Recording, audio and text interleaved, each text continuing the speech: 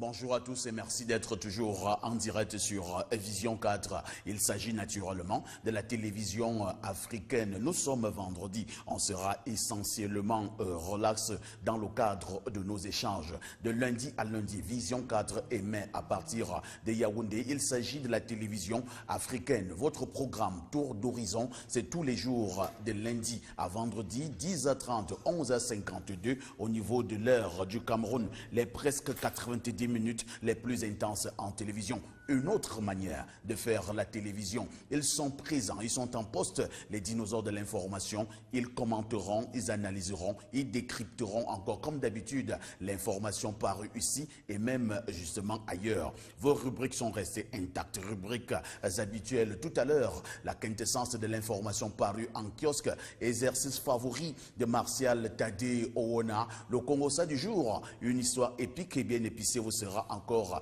livrée par Francesco Bonga. L'un de nos officiers de réserve nous a rejoint ce matin. Jean-Jacques Z commentera et analysera pour votre plus grand bien. Parce que vous regardez Vision 4, vous êtes des téléspectateurs privilégiés. Francesco Bonga, bonjour. Bonjour Parfait, bonjour Jean-Jacques, bonjour également à Martial. Je voudrais ce matin dire un bonjour cordial à tous les téléspectateurs de Vision 4. Je voudrais précisément penser à ceux qui attendent toujours de voir tous les problèmes réglés dans notre football. Vous savez que ça va dans tous les sens de ce côté-là.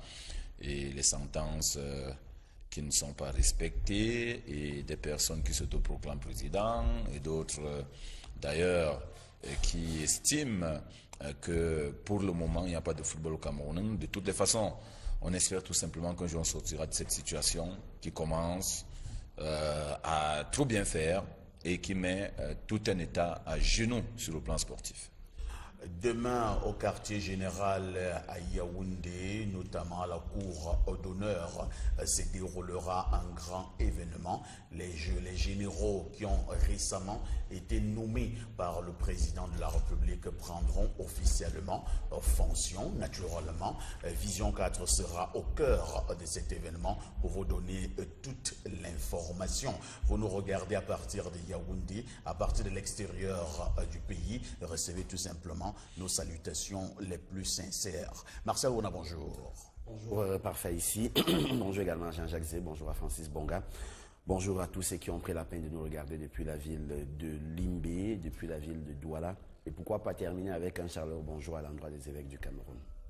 Chaleureux bonjour à l'endroit des évêques du Cameroun, y compris également ceux de l'Afrique centrale qui sont encore jusque-là en conclave à Yaoundé. Ils s'apprêtent à boucler leurs travaux ce week-end. Vous aurez également les conclusions de leurs travaux dans le cadre de nos tranches d'antenne spécialisées. Jean-Jacques, bonjour. Bonjour Parfait ici, Francis bonjour, Martial Owona bonjour également. Je veux aussi saluer les évêques du Cameroun et d'Afrique centrale qui ont quand même été à la découverte du Cameroun hier, notamment le site touristique des Bogo dans le département de Nyong-Esso. Nous rappelons justement qu'on est censé être les premiers consommateurs de tourisme dans notre pays, sauf que ce n'est pas toujours le cas et le Conseil national du tourisme qui a siégé hier autour du Premier ministre, qui est le président de ce Conseil national du tourisme au Cameroun, a planché sur les questions de sécurité. Mais au-delà des questions de sécurité, le tourisme a besoin d'investissements sérieux dans notre pays. Nous avons un pays potentiellement touristiquement riche et qui a besoin justement d'un regard tout à fait particulier qui devrait commencer par une meilleure considération au niveau des pouvoirs publics. Le budget qui est alloué au ministère du Tourisme et des Loisirs est pratiquement nul.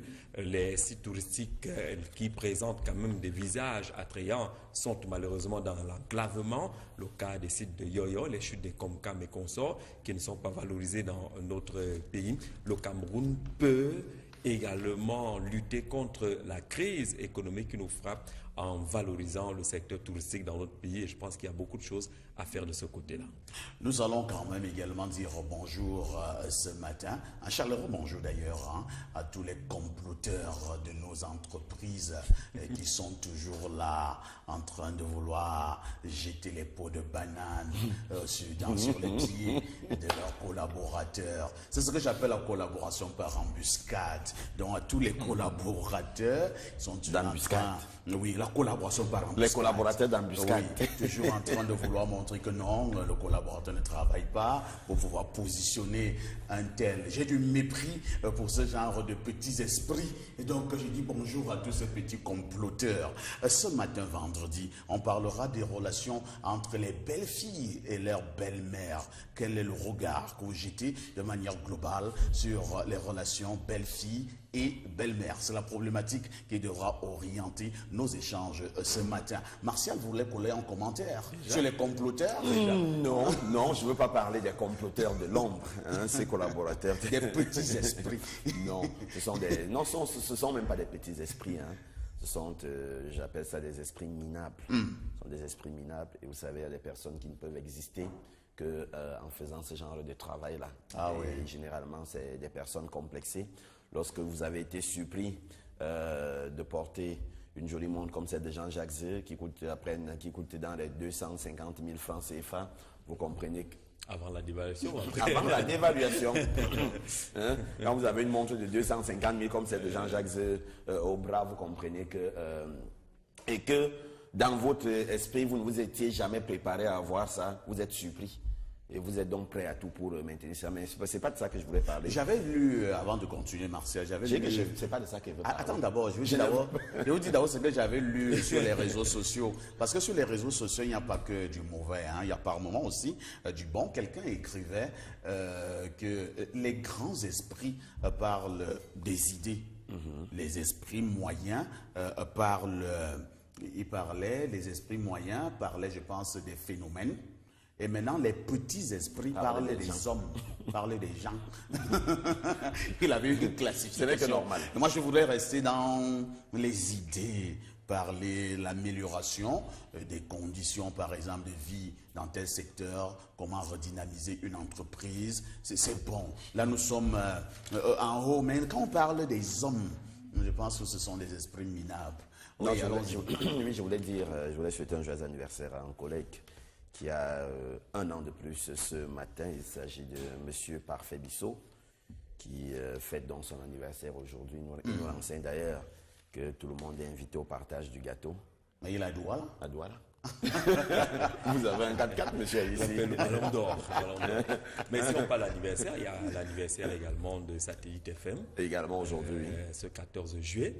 Je pense que c'est, on va le dire, l'une des radios qui compte actuellement au Cameroun et qui a le bénéfice de recevoir, il y a cela quelques jours maintenant, un matériel ultra moderne et performant qui va permettre à Satellite FM de couvrir l'ensemble du territoire national avec des extensions à l'international. Je pense qu'à l'occasion de cet anniversaire, l'acquisition de ce matériel, grâce naturellement à l'implication personnelle du président directeur général du groupe L'Anecdote, devrait permettre à Satellite FM de souffler sur de bien meilleures bougies aujourd'hui. Et puisqu'on parle de cet anniversaire de Satellite FM, naturellement, l'histoire retiendra que c'était un 14 juillet 2004 que nous avions la première émission ou alors les premiers sons de cette radio urbaine. Nous avons la chance d'avoir l'un des pionniers de cette radio, Satellite FM, sur ce plateau, en la personne de Martial Oona, qui à un moment donné a dirigé la rédaction de cette radio pendant plusieurs années. Martial.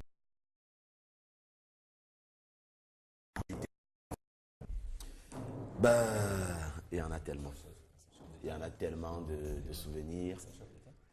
Mais le plus grand souvenir que je garde de cette radio, c'était la couverture d'élection présidentielle, je crois de 2011. Oui, c'était incroyable. Magnifique. C'était magnifique, c'est-à-dire c'était un travail formidable de ce jour-là, où on a même dû recevoir des félicitations de certaines hautes personnalités de la République qui étaient très contentes du travail qu'on avait abattu. L'autre souvenir que j'en garde encore, c'est le déclenchement de l'opération Épervier. Pendant que Martial Oona, j'annonçais l'arrestation de Polycarpe à Baaba, une télévision d'en face qui bénéficie malheureusement de la redevance audiovisuelle Démentait. a organisé un plateau spécial pour démentir. Et vous traitez de journaliste de caniveau. C'était un plateau spécial avec des invités, ils ont appelé les plus grands juristes de l'université de Yaoundé 2 à Soie.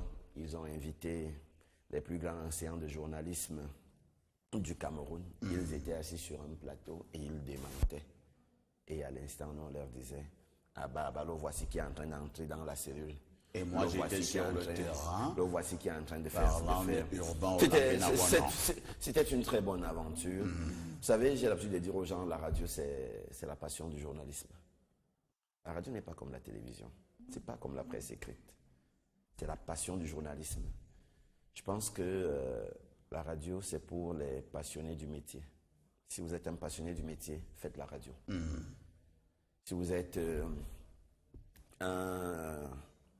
une personne assez réservée, faites la presse écrite. Et si vous êtes un bon frimeur, faites la télévision. Ah bon? Oui. Ah là là. Si vous êtes une star. Malheureusement, il n'y a pas de frimeur sur ce plateau. Non, pas du tout. Si vous êtes une star, un bon frimeur, faites de la télévision. Donc, Satellite FM, c'était une très bonne aventure avec... on va citer quelques noms. Comme Jean-Claude Matouké. Oui, Jean-Claude Matouké qui était une intelligence. Ah non, c'était un monument du journalisme. Du nectar. C'était du nectar. Jean-Claude Matouké, lorsqu'il vous prenait le journal de 12 heures, la voix. Moi, je l'aimais beaucoup plus lorsqu'il signait un édito. Ah oui. Un édito. C'était vraiment... C'était magnifique. Jean-Claude Matouké, c'est l'un des rares patrons de médias que j'ai connu et qui continue à tenir l'antenne. C'est-à-dire, au moins, quand il y avait un sujet fort d'actualité, Jean-Claude Matouké vous signe un éditorial. Ils sont très peu qui le font encore aujourd'hui. Nous allons également dire bonjour à certains qui ont lancé cette aventure. Ouais. On pensera aux gens comme Charles Chapeau-Chimé qui était là. Madame Pulchéry. On parle de Madame Pulchéry Njabéa qui était là. Armand Okol qui est également parti. François Bicoro également. Louise Boulet-Poquet. Hélène Nana Banam. Pourquoi vous ne voulez pas citer Francis Bonga? Je voulais dire François d'Assise. François d'Assise Ngandi. Comment il s'appelle? Celui qui est actuellement au MRC. Sosten Médard Lipote. Sosten, oui. Comment il s'appelle autour? Le professeur Pius Otou. Ils étaient nombreux. Ils étaient nombreux. Et pourquoi pas citer Parfait ici? Avec Point Focal. Avec la grande émission Point Focal. Et puis revenir donc au SSS. Satellite Sport Scandale, avec Francis Bonga et bien sûr Jean-Charles Jérémy qui était là. C'était des monuments, c'était des plumes. C'était des plumes. C'est très difficile d'avoir un média qui n'a que des plumes de ce genre-là.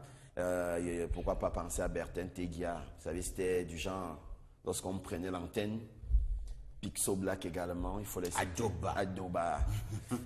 Saint-Clément Omba. Pixo Black Adoba. Saint-Clément Omba qui avait la particularité de présenter ses émissions Ronald Le Pégué. Étant nu. Saint-Clément Omba. Qu'est-ce que l'histoire? Il était nu corps. Il enlevait sa chemise ou bien son polo, ou bien c'est pas trop ça. Et il est debout. Et malgré la transpiration, malgré la climatisation, ce gars transpirait comme s'il était plongé dans une rivière. Malgré la transpiration. La belle époque des satellites FM. Et vous pas penser à Ronald Péguiméo. On va donc également passer la parole à Francis Bonga, qui avait fait également de beaux jours de cette radio sur le plan du sport. Je me rappelle que je présentais le journal des 18h et habituellement, Francis venait nous donner les infos en sport à la fin du journal. J'appelais cela le vespéral. Et quand je dis bonsoir Francis Bonga, bonsoir Francis, et il parlait toujours vite, il était toujours vivant. Mais Francis, pourquoi vous n'êtes plus vivant? Certainement le poids de l'âge, certainement le poids de responsabilité. Parce que vous savez, quand on arrive à Satellite FM en 2007, c'était mon cas, on arrive étant bien jeune, on a seulement 4 années de radio. Et on arrive comme chef service des sports chargé de la culture. Vous voyez que quand vous avez commencé par là et que vous partez de la radio ayant couronné, c'est-à-dire en tant que directeur chef des chaînes de la radio, ça veut dire que vous avez fait du chemin. Et c'est une radio qui aujourd'hui peut se targuer d'être l'une des plus constantes de la cité capitale, parce que jamais Satellite n'a fermé boutique. Elle est restée là depuis 2004. C'est que Martial n'a pas dit tout à l'heure quand il relevait justement les émissions qui ont fait grandir Satellite FM. Il a oublié une émission qui a résisté au temps. Mouvance républicaine. Souvenez-vous que c'est une émission qu'elle a depuis 2004. Nous, on entendait déjà parler de Mouvance alors qu'on était à TBC. Et Mouvance, jusqu'à aujourd'hui, continue à être cette émission-là que les gens suivent, que les gens écoutent. Et il y a même autour de Satellite FM aujourd'hui une équipe, c'est-à-dire qui travaille. Tous les matins, c'est un rendez-vous. Donc, c'est vraiment avec beaucoup de passion qu'on a toujours envie de parler de Satellite FM. Je profite d'ailleurs pour saluer Julie Barka. C'est une fidèle des fidèles qui nous écoute depuis Marois. Vous comprenez donc de temps en temps, il faut partir de Yaoundé, il faut partir de Bertois pour aller justement sur ce côté, du côté de Marois. Donc bonjour ce matin à toute la population de Marois.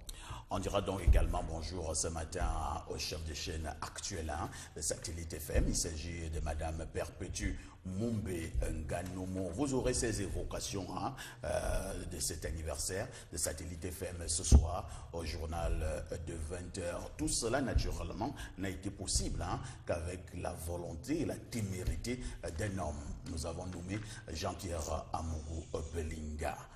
Martial Tadeo, on a fait 10 les journaux ce vendredi. Les journaux de ce vendredi, on va commencer avec Cameroun Tribune qui est donc en kiosque ce matin, qui revient donc sur les travaux de la 16e session du Conseil national du tourisme qui sont donc tenus du côté de la primature du côté du Premier ministère, ici même à Yaoundé. Cameroun Tribune revient donc sur le sujet et parle notamment de la promotion de la destination Cameroun, avec notamment l'enjeu sur les questions de sécurité, parce qu'il s'agit là de l'élément fondamental pour justement relancer donc le tourisme camerounais, au-delà bien sûr des hôtels, qu'il y a à construire, qu'il faut bien sûr aménager. Il y a fondamentalement la question de la sécurité, avec notamment aussi ce qui s'est passé du côté de la région, du côté de Ouaza, avec notamment ces attentats kamikazes qui ont donc eu lieu de ce côté-là, lesquels ont d'ailleurs permis au chef de l'État d'adresser donc ses condoléances aux familles durement éprouvées. Lesquels attentats ont donc fait quelques 35 morts de ce...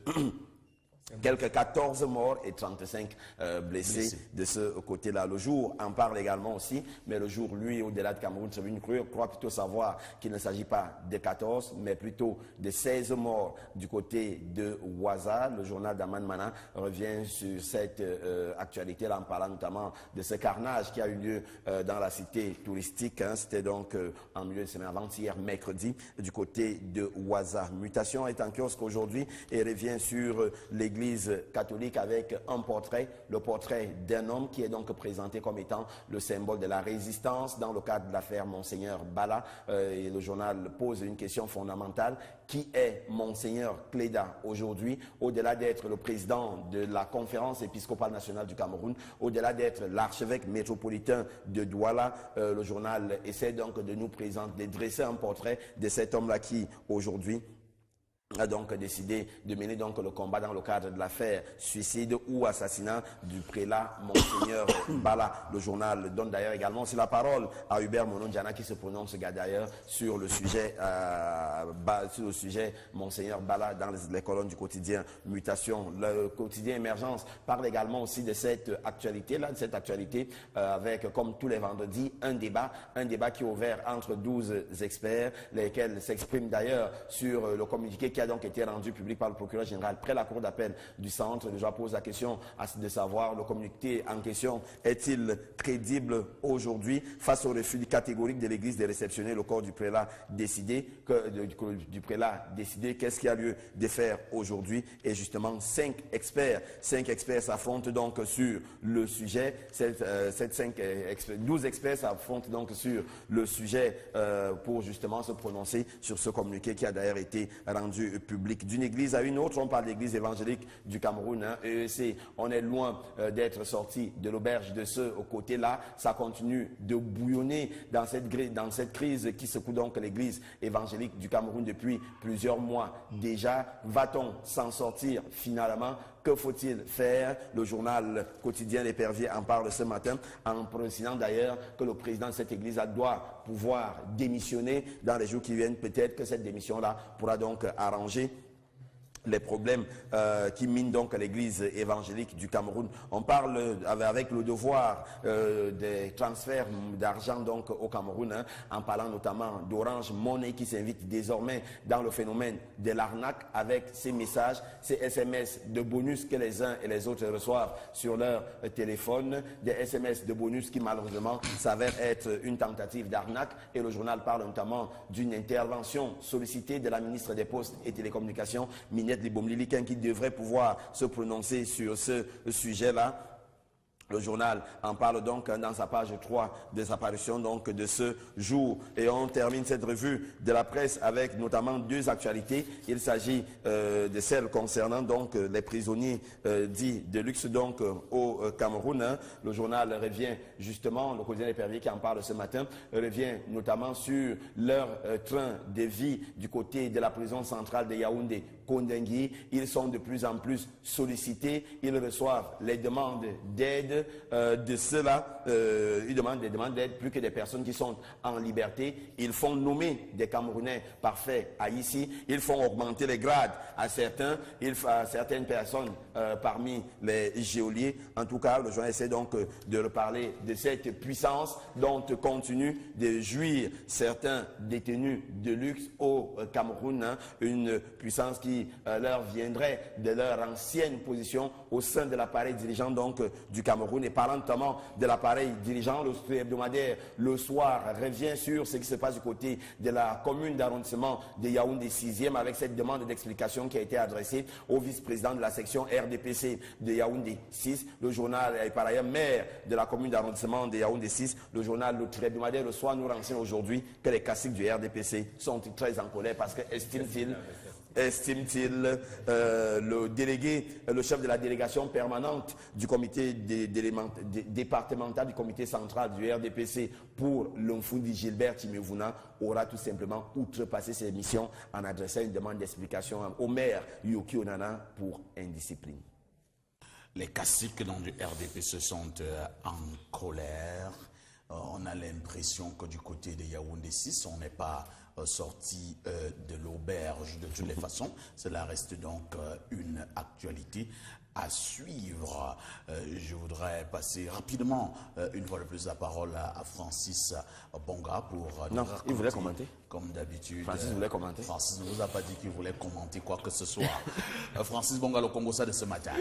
Alors ce matin, c'est l'histoire de 5 jeunes gens qui se sont retrouvés en boîte de nuit à l'invitation de l'un d'entre eux qui revenait de Tunisie. Et il avait alors sa copine à Yaoundé qui avait son anniversaire. Il a donc eu l'ingénieuse idée d'inviter sa copine en boîte de nuit. Et il a dit à sa copine d'appeler 3 autres personnes à son choix pour que la fête soit belle en boîte de nuit. Et donc, sa copine a également appelé une copine qui est venue avec son copain. Et il y avait un 5e invité qui se trouvait être la sœur de sa copine. Donc, 5 personnes sont allées en boîte, 3 filles, 2 garçons. Ils sont arrivés, ils ont commandé un champagne, ils ont pris 2 bouteilles de whisky. Ils se sont mis à boire. La fête était belle, ils dansaient à tour de rôle. À un moment donné, les serveuses ont commencé à faire le tour de table pour recueillir l'argent, parce que vous ne buvez pas pour rien là-bas. Et leur facture allait pratiquement dans les 450 000 dans cette boîte, parce qu'ils avaient bu une bouteille de whisky supplémentaire. Et donc, le porteur, donc celui qui avait invité sa copine en boîte, a donc mis la main dans la poche pour sortir cet argent, mais malheureusement pour lui, il n'avait pas un seul copec. Alors, comment ça? Oui, il n'avait pas d'argent. Il est venu avec l'argent en boîte, mais malheureusement pour lui, au moment de se mettre la main dans la poche, il ne voit plus l'argent. Mais où est passé l'argent? Ils ont commencé à fouiller là, dans tous les sens. La serveuse allait rendre compte aux Il y a une tenants de la situation boîte là-bas. qu'il y a une situation là-bas, les gens qui ont consommé pour près de 450 000, mais qui disent qu'ils ont perdu l'argent. Vous pouvez imaginer quel était le courroux du tenant de la boîte qui est venu leur dire d'arrêter la blague et de faire tôt, de régler la situation. On essaye de tout faire et finalement il sera bientôt 6h30. Depuis on attend que cette facture soit réglée. C'est pas possible. Et le gars n'a pas d'autres économies à la maison.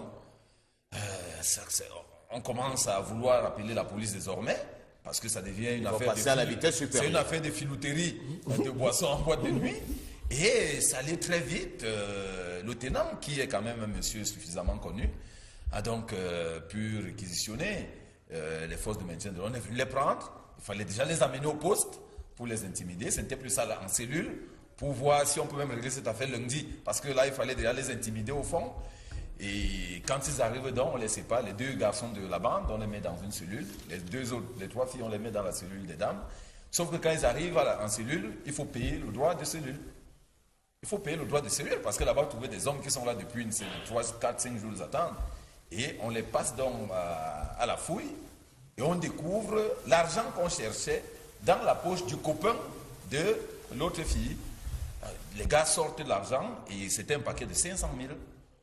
Ils prennent et ils s'embrassent. Je dis, ceux qui étaient en cellule avant eux, c'est fructueux. C'est fructueux. Et l'autre, le propriétaire de l'argent est surpris. Il dit, mais comment, tu as fait comment? Il dit que non, il voulait s'amuser, il voulait rembourser ça après. Il dit, mais attends, de quoi tu parles? Nous sommes en cellule. C'est cet argent qui devait servir à payer. Il dit que non, je m'excuse. C'est que je ne savais pas que c'était pour toi au départ. J'ai cru que c'était... Et les gars, eux, ils jubilaient déjà. Les bandits? Oui, les bandits, ils ont appelé un policier là. Ils voulaient lire le téléphone du policier. Ils ont donné 5 000 au policier qu'on veut appeler là. Ils passaient à l'écoute de fil. Les visites se succédaient déjà. Ils avaient à partager l'argent. Et les autres bonhommes sont restés là. Ils sont restés en cellule. Ils sont restés là jusqu'à lundi. Il n'y avait même pas moyen pour eux de communiquer au fil que, comme vous voyez là, l'argent a été retrouvé ici, mais il ne nous appartient plus. Ils sont restés là. Et ce n'est que lundi dans la soirée que le papa de la fille qui est venue, qui était seule, est venu les délivrer en donnant la somme de 500 000 francs CFA contre décharge pour que les autres remboursent cet argent comme dette. C'est une situation malheureuse qui a tout de même brisé l'amitié qui existait entre cette fille qui a invité sa copine et sa copine elle-même. Et sa copine qui a invité son bandit d'amis. C'est terrible, hein? Mais entre-temps, quand même, Jean-Jacques, c'est quoi ces usages en cellule? C'est vrai que ça existe, hein, les droits de cellule. Jusqu'à tu me prends 500 000 balles. Et quand moi je sors de cette cellule, est-ce que je signale pas aux policiers que non? Quand vous voyez là, on a été dépouillés dans la cellule, les bonhommes là nous tiennent nos 500 000. Non, les lois des cellules existent partout, au Cameroun comme ailleurs. Elles ne sont pas écrites quelque part. Elles ne sont pas défendues et je vous dirais même que lorsque vous arrivez en cellule, il est même possible qu'on organise votre procès là-bas et qu'on vous dise que si jamais vous descendez, lorsqu'on va vous appeler, vous allez couper de 5 ou 10 ans. Les gars en cellule, les habitués, connaissent le code pénal au bout des doigts. Ils peuvent déjà vous juger et vous dire que vous n'allez pas vous en sortir si jamais vous vous retrouvez devant le juge. Ce sont... des éléments de réponse. Ils vous disent il faudra répondre comme ça. Ils vous aident, même ils vont vous poser, le juge va vous poser telle question. Ils vous préparent psychologiquement, surtout si vous avez été généreux, entre guillemets, envers eux. Ils vous préparent psychologiquement. Ils peuvent même vous conseiller, des avocats et consorts, mais ils vous diront que mon frère, là où tu es là, sache que tu vas descendre, quels que soient les raisons, lambda. Mais il faut dire justement que dans les pratiques, même les policiers, les geôliers savent et parfois respectent les lois des cellules. On sait qui est le boss dans une cellule. Même les geôliers savent quel genre de rapport ils ont avec les éléments qu'ils ont dans les cellules. On sait à qui s'adresser, qui est le porte-parole, qui est le gestionnaire de cette affaire-là. Mais pour coller un commentaire à ce Congo-ça du jour, je pense que sauver l'amitié, oui, d'accord, parce qu'il s'agit d'amitié, mais dans le fond, vous avez affaire à un voleur. D'abord, c'est un voleur, je pense que lui devrait rester logiquement en cellule et qu'il règle ses problèmes avec ceux qui ont pris finalement l'argent là-bas. Je crois qu'ils se comprennent mieux. Il a volé de façon, j'allais dire, sauvage. Il a vu comment l'affaire allait se passer et il est resté tranquille. Comment je sais les pas gars se ridiculisaient en boîte, ainsi de suite. Il a même ridiculisé sa copine si jamais elle n'est pas complice. Elle s'est retrouvée certainement mal dans cette relation-là et dans cette affaire. Lui, il doit rester en cellule pour répondre devant les juridictions compétentes de ce coup de vol, quand même, parce qu'il a réussi à subtiliser l'argent dans les poches de ce garçon sans que le gars ne s'en rende compte. Est-ce que c'était dans un zouk, ainsi de suite, le gars était concentré avec la petite. Vous savez, quand vous êtes trop concentré dans un zouk, on peut vous fouiller. On peut vous fouiller parce qu'il y a des filles qui vous embrouillent, les oreilles, ainsi de suite. Il y a tout ça qui est utilisé et puis l'argent peut partir. Et là, il faut voir si la fille en question n'était pas complice. Parce que si elle était complice, c'est sûr que dans ce zouk-là ou un blues ou je sais pas, un slow, elle a certainement utilisé d'autres astuces qui vous ont certainement fait perdre la tête. L'argent est parti. Deuxième point, c'est que quand vous allez en boîte quand même, rassurez-vous que vous y allez avec des amis, des gens que vous connaissez. Moi, je ne peux pas avoir des amis d'emprunt pour aller dans un endroit comme la boîte de nuit, là où ça suppose quand même beaucoup de confiance. Vous savez que votre verre que vous laissez, votre bouteille que vous laissez, tout peut se passer là si vous n'êtes pas entouré de gens de confiance. Voilà un bandit qu'on invite pour une soirée qui devait se passer entre amis. Il arrive, aller au qui sait ce qu'il avait avec un couteau, un pistolet ou un poison. Donc il faut quand même, lorsque vous faites des sorties comme celle-là, là vous allez manipuler vos verres, vos boissons, ainsi de suite, des gens quand même que vous connaissez bien, là où il y a quand même une certaine confiance entre vous. Très bien, merci. Martial Owona, une situation donc compliquée. Vous invitez votre copine, cette copine vient avec son copain. Entre-temps, le copain est un bandit de grand chemin. Il subtilise 500 000 balles. Entre-temps, vous vous retrouvez en cellule et il prétexte en disant que non, il s'amusait. Il a s'amusé avec une bonne gifle. Enfin, ici, il y a une question que j'aimerais bien vous poser. On blague avec ça? Pas du tout. Attendez, ça c'est un jeu. Non. Quelqu'un réussit à vous prendre 500 000 balles. Il ne sait pas par je ne sais pas quelle alchimie. Ça veut dire que c'est même un très grand bandit. Hein? C'est un bandit. En fait, il a pu subtiliser cet argent sans que le gars ne s'en rende compte. Et le gars dit non, je suis arrivé avec de l'argent. D'où sort-il que je n'ai plus de l'argent? Qui a pris? Je suis venu avec mon argent. Et personne ne pourrait même plus croire. Il aurait même pu s'en prendre à la maison en disant non, votre maison est hantée. Puis je suis entré ici avec mon argent. D'où sort-il que je n'ai plus cet argent-là dans mes poches? Non, non, non, non, non. Ce n'est pas une blague. Si c'est une blague de très mauvais goût. Et ce gars, cet inconnu, a l'habitude de le faire. Ah oui. Il a l'habitude de le faire aux gens. C'est-à-dire, vous êtes assis, il vous soutire, et puis il reste là. Vous fouillez, vous fouillez, vous fouillez, il reste là. Il fouille même plus que vous. Il fouille plus que vous. Oui, et c'est ça. Puis pendant que vous êtes en train de chercher, lui-même il se met aussi à chercher. Vous dites non, j'ai vu ça passer, mon téléphone était posé là. Il dit non. Il est le premier à soulever les chaises. Il soulève les chaises, il enlève les mousses sur les chaises. Il dit mais comment moi-même j'ai vu le téléphone, il a été posé là. Non, ce gars c'est un mauvais voleur. C'est un voleur et sa copine sait que c'est un voleur. Sa copine sait que c'est un voleur. Ah bon? Oui. Monsieur Bonga, quand vous êtes un braqueur, un voleur, votre femme le sait. Votre femme, même si vous le cachez, comment elle saura? Non. Il me semble que moi, à la place du gars qui avait son anniversaire, je lui porte plainte. Je lui porte plainte pour vol. Parce que, regardez à quel point le jeune homme est cynique. Cynique. Il accepte qu'on aille en cellule. Là, c'est qu'il pouvait même accepter, mais qu'ils aillent même aller en prison. Il pouvait accepter même que les gars aillent en prison. Il pouvait même accepter que les gars se fassent brutaliser. Parce qu'en il y a les gros bras et tout. Alors que lui, il a le pactole dans sa poche. Si c'était un ami, un bon ami, attends, on peut sortir. Et puis à un moment donné, je me rends compte que, voilà, écoute, parfait, je ne sais pas, j'avais de l'argent, j'ai l'impression que je l'ai perdu. Si parfait a du fric sur lui, il va dire non, la facture là c'est combien, regarde la note. Voilà. Et il paye, dit ok, écoute, tu vas me rembourser après. Il paye. Il pouvait encore jongler de cette manière. Oh, ce gars pouvait encore jongler en disant, oh, écoute, bon, moi, j'avais quand même mon argent qui est sorti avec, laisse-moi payer la facture. Tu vas me rembourser avec. Donne-moi le temps d'aller chouquer. Il peut-être dire, donne-moi le temps, il fait semblant de sortir, de revenir, il revient avec l'argent, il dit, il paie la facture. Au-delà du fait qu'il est voleur, il est méchant. Il lui dit, écoute, gars, bon, tu as perdu ton anniversaire, bon, moi, j'ai quand même, je n'avais pas un peu d'argent, il dit, écoute, tiens, je te dépanne, tu payes. Il paye la facture, puis terminé. Le jeune homme qui avait son anniversaire allait faire des pieds et des mains pour lui remettre, pour lui rembourser cet argent-là avant un certain délai. Marcel, ce gars, il est méchant. Il est méchant. Est-ce qu'on devrait également dire que par moment, il y a une certaine générosité qui tourne en votre défaveur?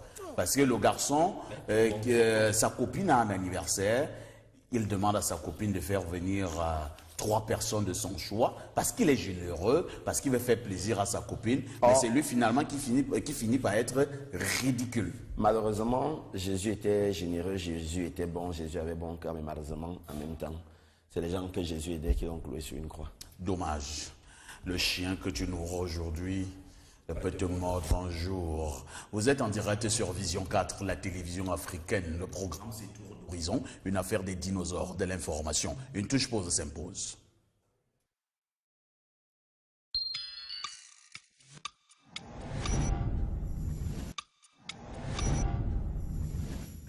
Bon retour sur le plateau des dinosaures de l'information. Nous allons lire quelques messages ce matin. Bonjour les génies du Cameroun, grâce à vous, mon voisin a repris les études. Ernest, Jean-Jacques, merci. Aucun journaliste de votre génération ne peut parler devant vous. Vous êtes les meilleurs de votre génération. Merlin Martin de Bangassina. Merci. Si on a pu faire en sorte que quelqu'un puisse reprendre le chemin de l'école, tant mieux. Bonjour au plateau autour d'Horizon.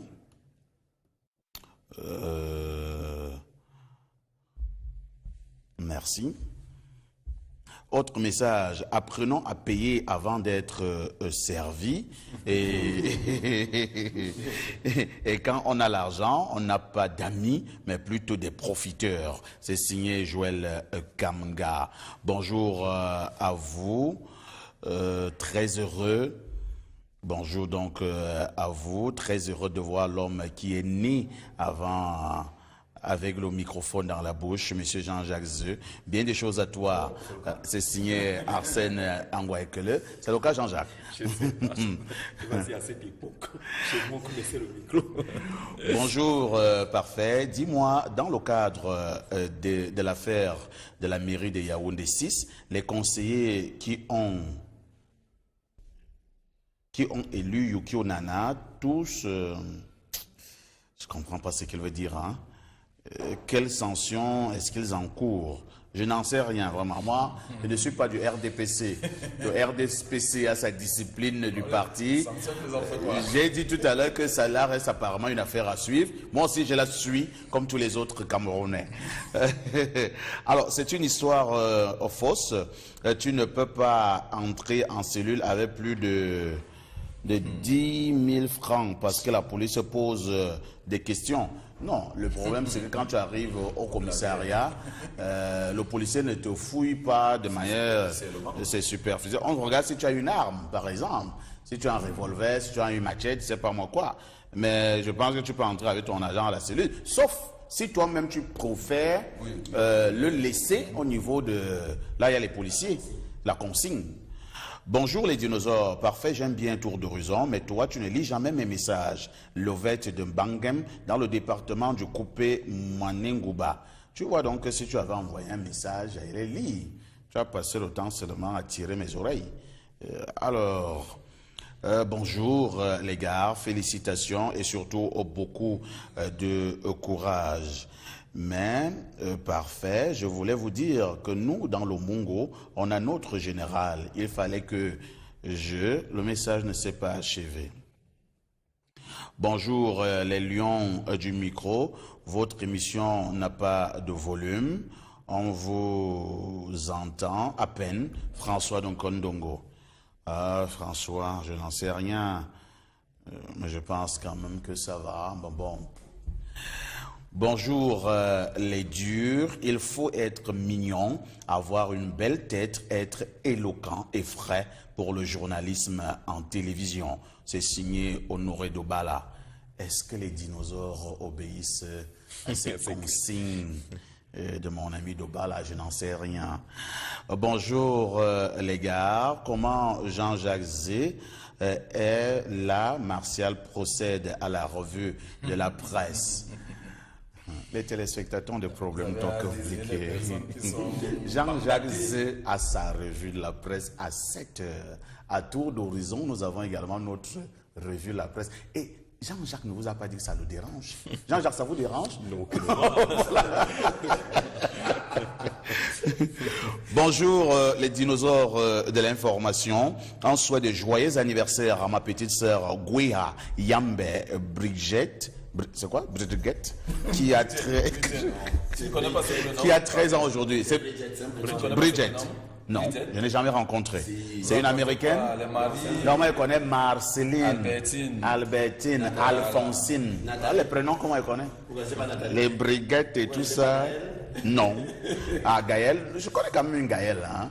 Je connais une Gaël. Gaël Olama. Je connais Gaël Olama. Non. Bonjour à vous en studio. Aujourd'hui, le problème du volume est encore plus grave. Je pense que nos équipes techniques feront un effort pour résoudre cette difficulté. Bonjour, vous frimez un peu trop. C'est signé Dieudonné l'homme Pangard. Mon ami, est-ce que le barrage est fonctionnel? Je pense que tu nous auras aidé en nous donnant les infos sur le barrage de l'homme Pangard.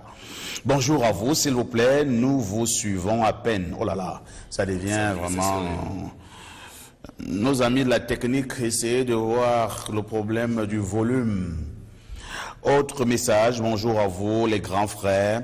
Moi c'est Aristide, s'il vous plaît, dites-moi comment faire pour décrocher un stage emploi à Satellite FM. Je suis jeune bilingue passionné du journalisme et de la radio. Je réside à Bamenda et je suis dans une radio de la place. J'ai un bac +1 en TIC. Je pense que même en Afghanistan, si vous voulez travailler dans une entreprise, vous vous rapprochez de cette entreprise. On essaie de comprendre si vous avez le profil de l'emploi.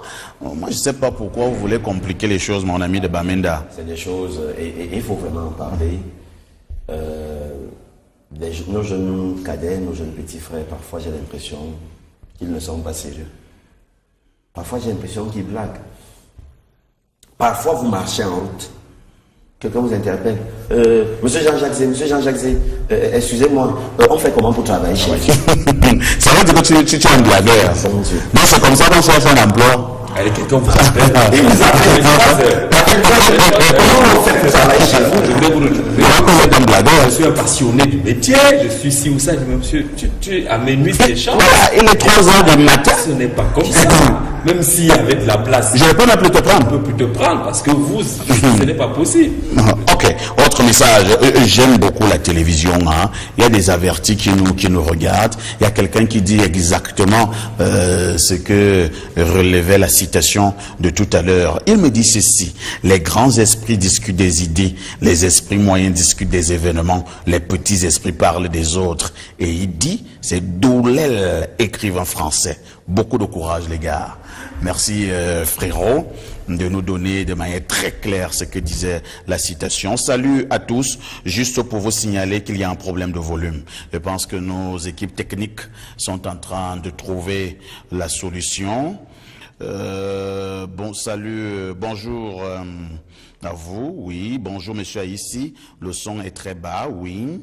Bonjour les dinos de l'info, que vous êtes africainement beau ce matin. J'aime. Merci. Nous allons lire 3 ou 4 derniers messages. Hein. Bonjour à vous et vous êtes vraiment tous bien habillés. Je voudrais souhaiter un joyeux anniversaire au professeur Ntouzoua Franck Marc. Le message est passé. Autre message. Bonjour au panel. Excusez ma question, mais votre allocution concernant Votre allocution concernant les collaborateurs par embuscade suscite des interrogations. S'il vous plaît, éclairez-nous puisque vous avez commencé. De qui s'agit-il? D'abord, je n'ai pas parlé des collaborateurs par embuscade, j'ai parlé de la collaboration par embuscade. Non, j'ai parlé de manière générale. Hein? Mais comme vous adorez le Congo, ça, tu veux dire, il y a qui te dit non, c'est Jean-Jacques, non, c'est Francis Bonga, non, c'est non, vraiment, tu n'auras rien. Autre message, bonjour les gars, moi je crois que les belles filles doivent prendre les belles-mères comme leur maman et elles vont s'entendre. C'est signé Sandrine. Mes chers et chéris dinosaures, waouh. Je pense qu'elle s'adresse à Bonga. Hein? Mes chers et chéris dinosaures, vous êtes aimables et adorables. Un coucou à vous, c'est signé Suzy Blaise et Yéné depuis un Kouaban. Waouh, Suzy Blaise et Yéné. Il y a d'abord un prénom de femme, mais maintenant il y a des noms d'hommes. Bonjour à tous sur le plateau. Juste jolie chemise parfaite ici. Merci. On lit un dernier message hein, avant de prendre le thème. Bonjour les sopranos du micro. Vous êtes notre fierté les gars. Signé Abaman Peace. Merci. Alors, Francis Bonga, on disait en ouverture qu'on parlera des relations entre les belles-mères et leurs belles-filles. Comment, quel est le regard que vous jetez sur ces relations, des relations habituellement qui sont presque toujours conflictuelles? Oui, malheureusement, vous savez, le vivre ensemble est quelque chose de très compliqué. Et quand il s'agit encore de belles familles, ça devient encore plus complexe. Parce que là-bas, dans un couple, vous trouvez naturellement que l'homme a eu une éducation, que son épouse a eu une éducation. Et maintenant, le choix du conjoint ne dépend pas toujours des deux partenaires, vous le savez mieux que moi. Tout dépendant de comment est-ce que les conjoints se sont rencontrés, tout part d'abord de là. S'il s'agit d'une rencontre qui s'est faite entre ces deux partenaires, il va donc falloir tout simplement amener la famille à aimer votre partenaire. Et vous savez que très souvent dans les familles, notamment nos familles modernes aujourd'hui, les parents et notamment les belles-mères ont la propension à avoir leur mot à dire sur le choix de leur belle-fille. Je veux dire prosaïquement que quand un gars veut aller prendre femme, généralement, vous savez qu'on n'annonce pas le mariage et puis vous venez. Généralement, il y a d'abord une petite période qui précède le mariage. C'est pendant cette période que l'homme vient présenter sa future épouse à sa famille. Et maintenant, la maman prend souvent sur elle d'observer la belle-fille. Pendant une semaine, 2 semaines, ça peut aller à 1 mois, parfois 2 ou 3, et parfois même 1 an. Et c'est pendant cette période que vous pouvez savoir si, dans votre mariage, votre épouse sera en parfait accord avec votre maman ou pas. Il peut arriver que pendant ces 2 mois, que le courant soit véritablement électrique. Il peut arriver que pendant ces 2 mois, que la belle-mère puisse se rendre compte que la belle-fille a un certain nombre j'allais dire, de lacunes et qu'elle ne peut pas remonter. Il peut arriver que pendant ces 2 mois, que la belle-mère ait l'impression que la belle-fille a des comportements qui sont insupportables. Et dans ce cas, effectivement, elle attire souvent l'attention de son fils en lui disant attention, ta femme là, tu es sûr que tu pourras. Tu ne penses pas qu'il faut encore essayer d'observer. Tu n'as pas une autre qui peut être mieux que celle-là. Quand ça commence comme ça augure de ce que si finalement tu t'entêtes à prendre cette fille pour épouse, naturellement, n'attends pas que le climat soit des plus serein entre elle et ta mère. Parce que ta mère a quand même déjà sur son petit cahier là noté de petites choses qui ne peuvent pas favoriser une saine entente avec cette fille. Ça, c'est la première chose. Mais maintenant, il y a des mamans qui sont vraiment maternelles. Elles peuvent avoir repéré dans les attitudes de la fille un certain nombre de choses qui ne sont certainement pas bonnes et commencer à attirer son attention petit à petit. Elles peuvent aller jusqu'à se surpasser et supporter justement les attitudes de ces dernières. Mais ce genre de belles-mères sont rares. Parce que les belles-mères, souvenez-vous, qu'elles ont souvent l'impression ce n'est qu'un sentiment. Hein. Elles ont le sentiment qu'elles peuvent avoir à décider dans votre foyer parce qu'en fait, vous êtes son fils, elle vous a élevé et elle se croit le droit de pouvoir parfois influencer une décision que vous pouvez prendre en interne. Et quand une belle-mère commence à être encombrante, c'est-à-dire qu'elle intervient un peu trop dans le fonctionnement d'un couple, n'attendez pas que la belle-fille continue de te regarder venir interférer dans les affaires de son couple. À un moment donné, elle va interpeller son mari. Elle va lui dire, écoute, moi je crois que ta maman est un peu trop présente chez nous. Elle influence un peu trop les décisions chez nous. Elle se comporte comme si elle était ma co-épouse chez nous. Ce n'est pas possible. Il faut que tu essayes de la recadrer.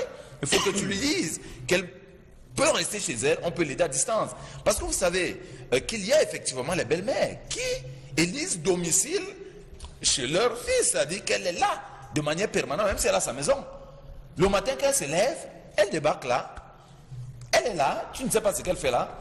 Elle a pourtant un téléviseur chez elle.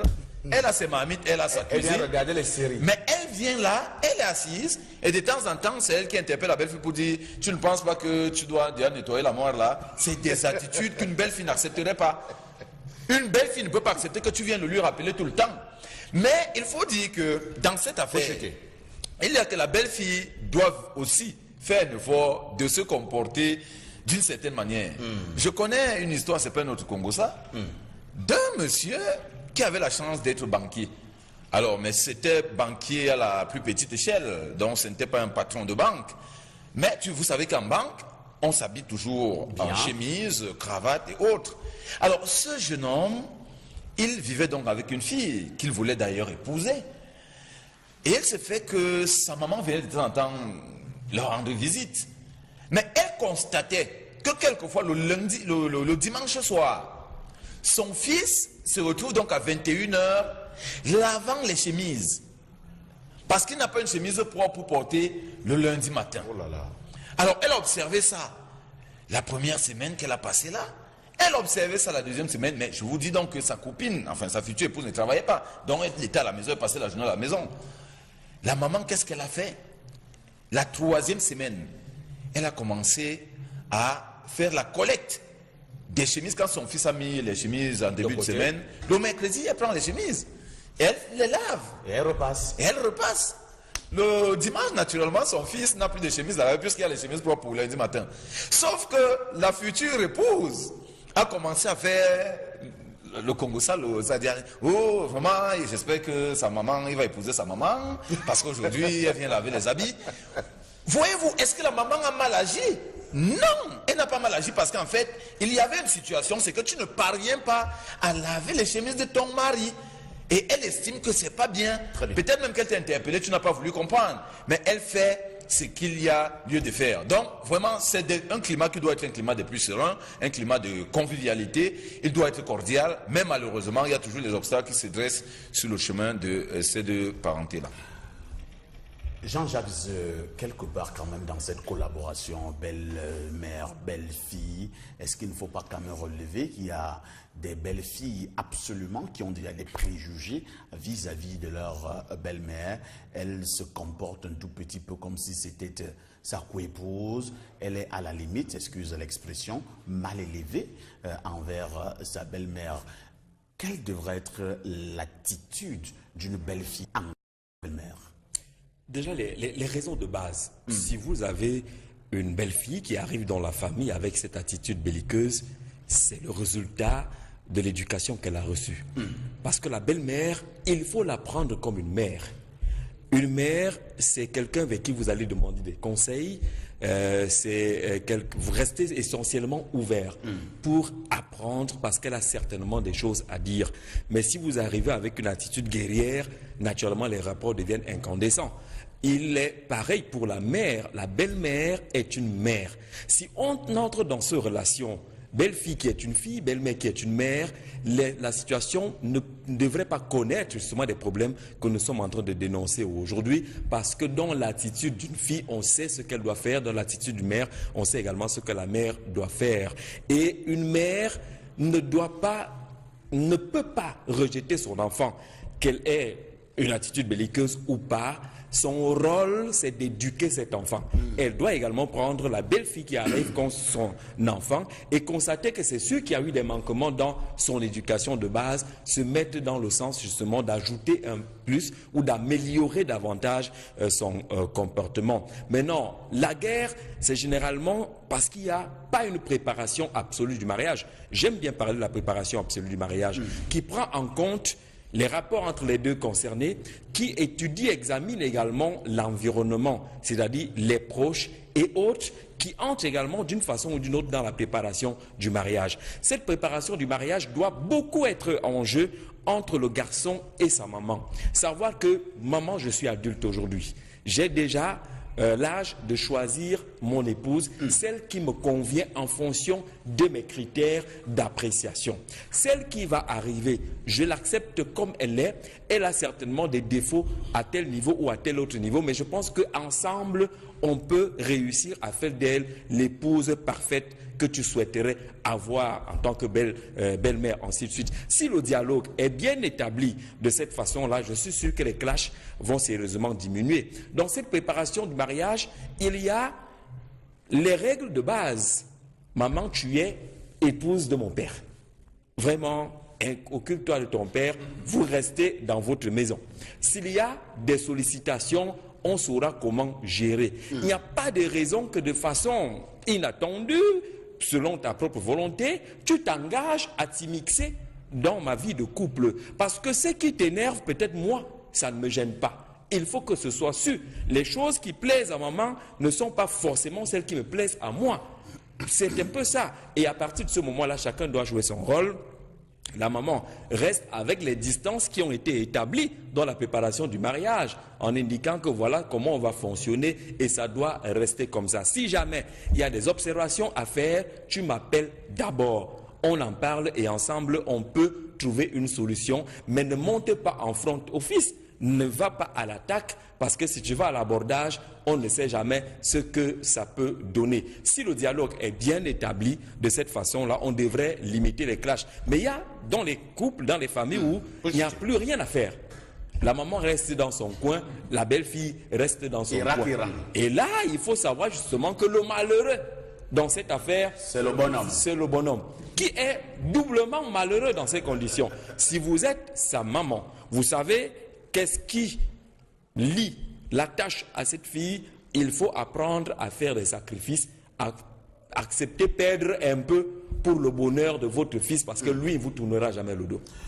Martial Ouna, est-ce que par moment aussi, certaines belles-mères n'exagèrent pas un peu? Et elles viennent d'abord chez vous, à temps et à contre-temps, de manière inopinée. Et comme Francis le disait tout à l'heure, dès qu'elle est là, elle essaie de regarder si la maison est propre, et pourquoi ces verres traînent par ici. Elle a appelé la belle-fille, non, je n'aime pas avoir la saleté comme ça, un peu partout. Et comme si cela ne suffisait pas, si la belle-fille veut réagir, bouder, elle rappelle rapidement à la belle-fille que je te rappelle que c'est mon fils. C'est moi qui l'ai mise au monde. Si je n'avais pas été là, tu ne l'aurais pas vu. Et je voudrais te dire que le mariage peut s'arrêter, mais les liens de famille ne s'arrêteront jamais. Alors, quand vous avez une belle-mère qui rappelle ce genre de choses à sa belle-fille, on s'attend à quoi de la belle-fille? Vous savez, Francis a bien fait à son entame de propos d'évoquer ces belles-mères qui viennent s'installer dans le domicile de leur fils. Pas parce qu'elles sont souffrantes, parce qu'elles peuvent être un peu souffrantes. Ça, c'est autre chose. Et elle s'installe sur le canapé, c'est elle maintenant qui a la télécommande. Hein? Oui, elle peut être souffrante, elle arrive chez vous, vous l'amenez à l'hôpital, le temps qu'elle termine son traitement et puis elle rentre au village, ainsi de suite, ça peut aller. Mais il y a certaines qui viennent, vous prenez le cas de celle que Francis évoquait, celles-là qui viennent s'installer et qui deviennent un tout petit peu comme les patronnes et qui veulent ramener leur belle-fille au stade de ménagère, de domestique. C'est-à-dire, elles donnent des ordres, il faut laver les chemises de Jean-Jacques. La chemise n'a pas été bien repassée. Est-ce que tu as vérifié, tu as nettoyé les chaussures de Jean-Jacques? Il y a trop de poussière là.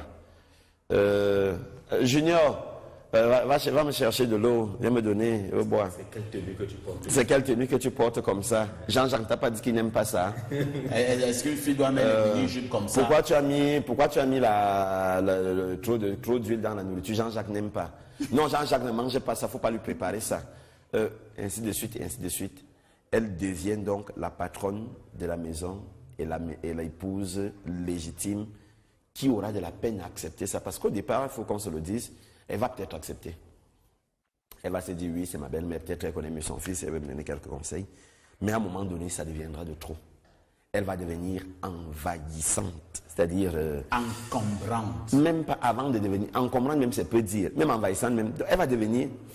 Oui, envahissante, c'est-à-dire, elle va... La belle-fille n'en peut plus. Elle n'en peut plus. Le premier jour, elle lui dira un mot, et puis les deux vont s'engueuler.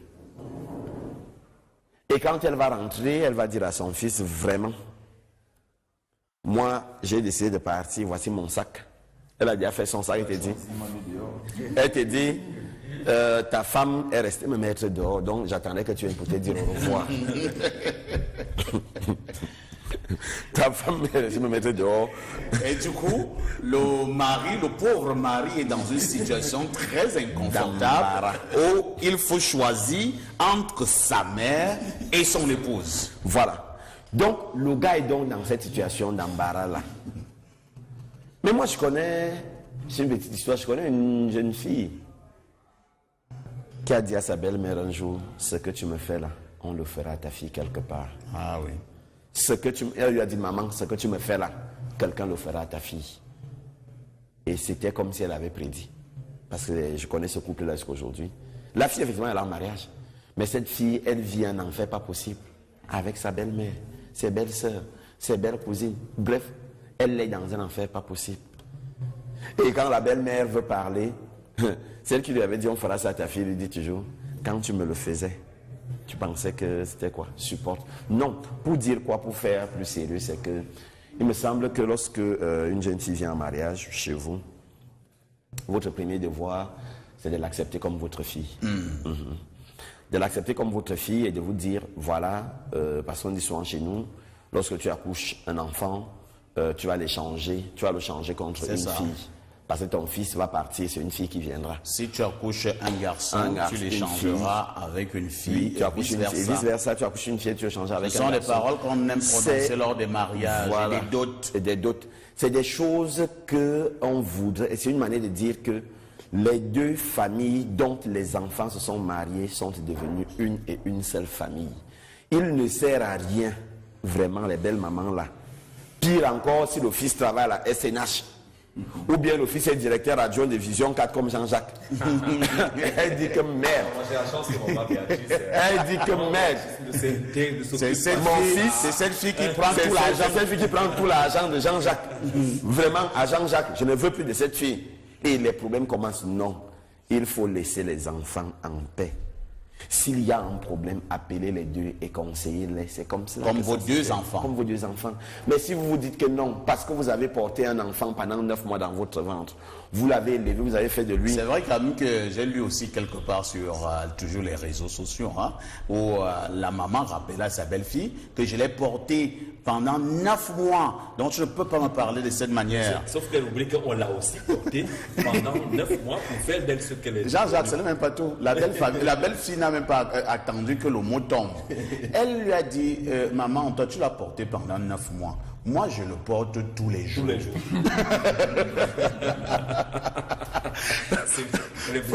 Francis Bonga, en réalité, lorsque nous arrivons dans cette situation de blocus entre la belle-mère et la belle-fille, quelle devrait être l'attitude du mari?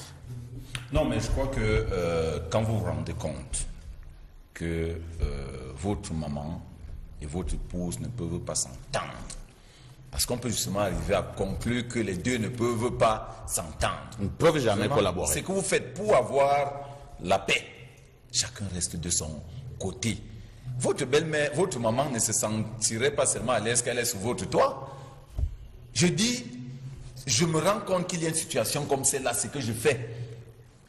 Ma maman a sa maison. La maman peut estimer que tu l'as chassée. Hein? Non, je ne la chasse pas. Je continue à m'occuper d'elle Mais je n'ai pas forcément besoin que ce soit sous mon toit. Je m'occupe d'elle là où elle est. Je fais un effort qu'elle ne manque de rien. Quand elle veut voir ses petits-fils, je les amène vers elle. Pour éviter... Pour éviter un certain nombre de choses. Mais si vous voulez donc, être mal à l'aise, continuez à la laisser venir à la maison.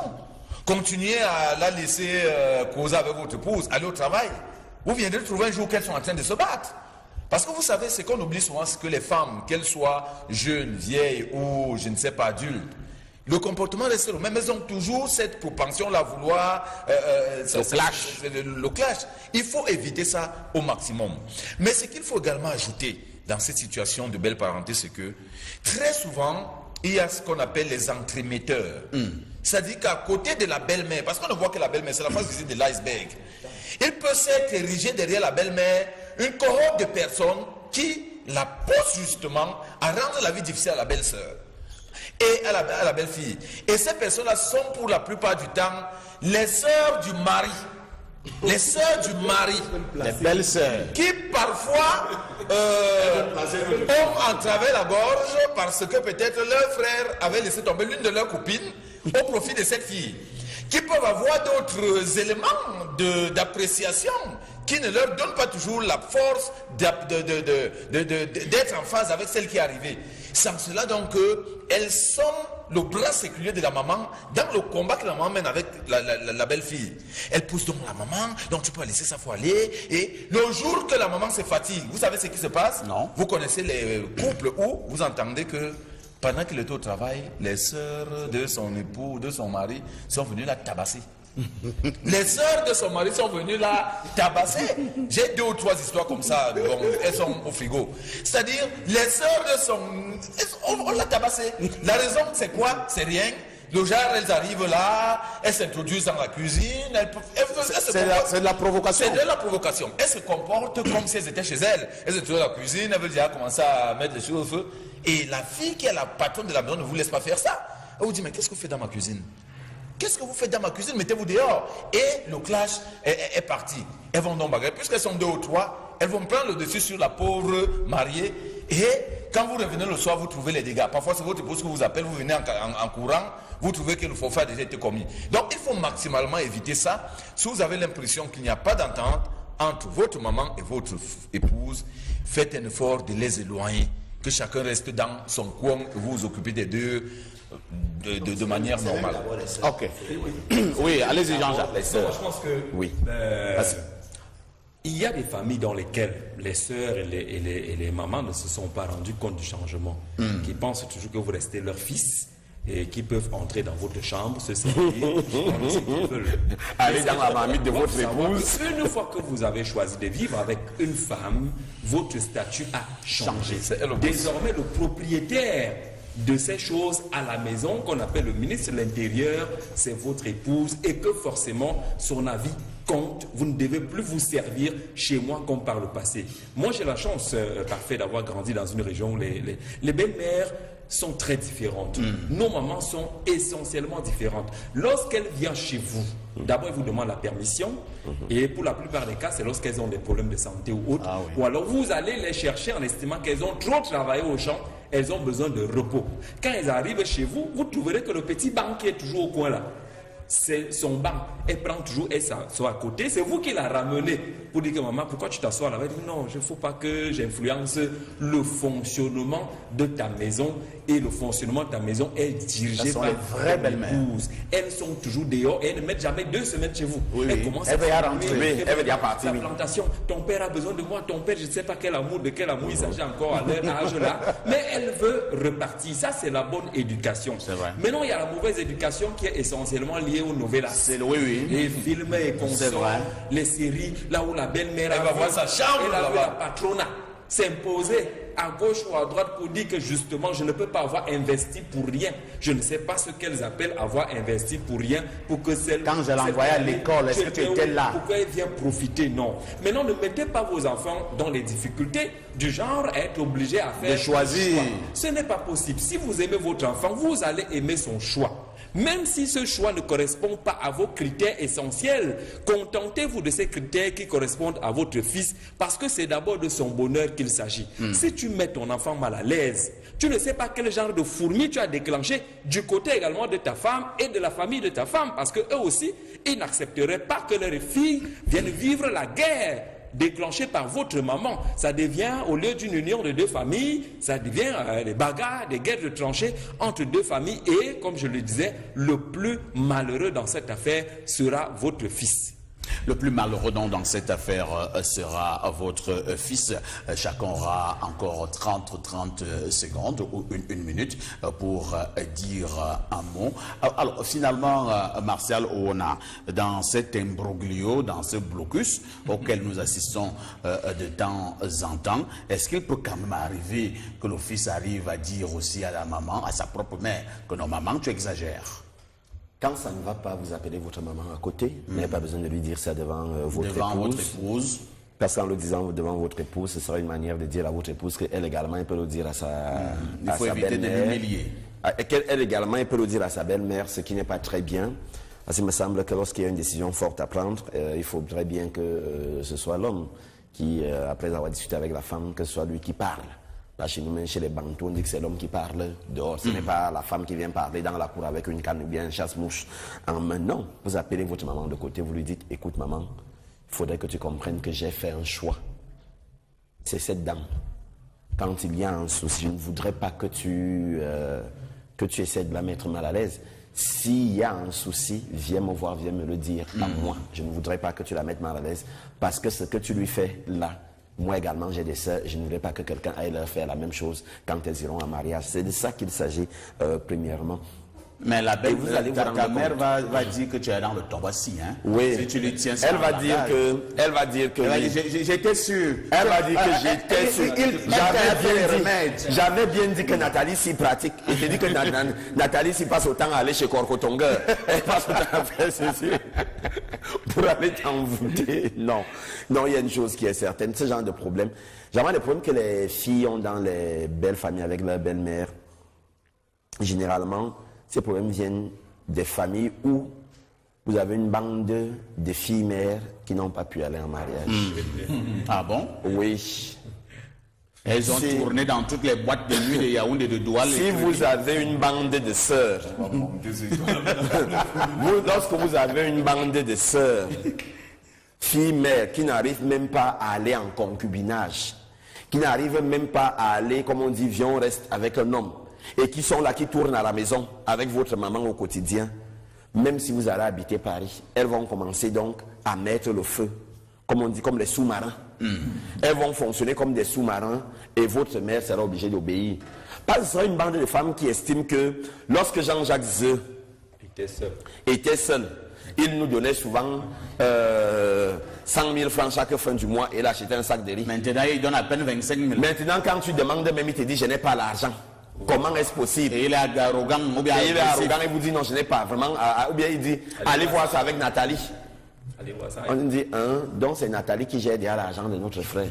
Conséquence, cette bande de filles-mères là, avec leurs enfants, parce qu'il faut bien nourrir leurs enfants, vont donc appuyer par derrière. Si elles n'appuient pas par derrière, elles viendront donc à la maison et elles vont dire à Jean-Jacques, nous on veut l'argent, on veut ceci, on veut cela, et elles vont commencer à vouloir mettre la femme de Jean-Jacques mal à l'aise. Très bien. Et ce n'est pas bien. Laissez, quand je dis nous, quand je parle de moi, je parle de vous, laissez les épouses de vos frères tranquilles. C'est de ça qu'il s'agit. Je suis sûr qu'à l'heure actuelle, ces filles-là, Martial, elles sont en train de faire la fête. Francis Bonga, les belles filles, les belles sœurs doivent laisser la femme de leur frère tranquille. Oui, mais je voudrais également interpeller, parce que depuis on interpelle plus les belles-mères, interpellons aussi nos épouses. Parce que comme vous arrivez dans une famille, sachez que vous êtes venu dans une nouvelle famille, vous êtes une nouvelle mère. Voilà. Vous devez ouvrir votre porte à la belle famille. Voilà. Il y a aussi les belles filles chiches. Hein? Oui. Nous parlons pour quatre chiches. C'est-à-dire tu viens chez ton frère pour que la femme de ton frère te serve un plat de nourriture, c'est un problème. Oui. Si tu veux même boire un verre de whisky, non, ça devient que non, tu es venu faire la gourmandise. Justement. Et tout. La belle-fille doit être celle qui peut se soucier de sa belle famille plus que son mari. Dès que vous êtes ce genre de belle-fille, vous avez le passe. C'est-à-dire, si de temps en temps, pendant que la belle-mère là-bas, dans son coin, elle entend dire qu'elle a un paquet envoyé par sa belle-fille, et que c'est régulier, je ne vois pas cette belle-mère en train de vous créer les problèmes. Si de temps en temps, la soeur de votre mari, qui n'a pas la chance de travailler, est dans son coin, elle apprend que ma belle-soeur m'a envoyé un 20 000 là parce qu'il y a un concours qu'on a lancé. Alors, mais, vous serez une belle-fille gâtée. Donc, nos épouses se doivent également d'avoir les attitudes qui poussent les belles familles à les aimer. Merci Jean-Jacques, tout en rappelant que la belle-fille, hein, en venant dans une nouvelle famille, doit chercher quand même une bonne amitié avec sa belle-mère. De temps en temps, la flatter. Il n'y a pas de honte à cela. Par moments, la vie s'achète. Il faut faire ces sacrifices-là. En se disant, pour l'une ou l'autre, qu'il n'y aura jamais de belle-fille parfaite, il n'y aura jamais de belle-mère parfaite. Et nous sommes dans des relations humaines qui supposent la compréhension, l'esprit de sacrifice, l'esprit d'acceptation. C'est quand il y a compréhension qu'on peut réussir à fermer les yeux sur les erreurs, les manquements des uns des autres, mais se mettre ensemble pour davantage construire et aller dans le même sens, parce que c'est ça l'engagement. Certaines belles-mères sont parfois très nerveuses parce qu'elles n'ont peut-être pas réussi là où il fallait qu'elles s'impliquent, c'est-à-dire le petit conseil utile avant le mariage, qui vous appelle quand même pour vous dire que oui, Jean-Jacques, tu t'es engagé, mais je tenais quand même à te dire que selon mon regard de maman, voilà ce que j'observe, voilà ce que j'observe, voilà ce que j'observe. Pour réussir dans l'entreprise que tu as engagée là, voilà comment tu dois te comporter, parce que j'ai vu que ta femme là fait souvent ci et fait souvent ça. Il faut pouvoir corriger ça. De toutes les façons, dans cet imbroglio, de temps en temps, que la belle-mère comprenne quelle est la maman de la femme de son fils, et que la belle-fille comprenne que la mère de son mari est également sa mère.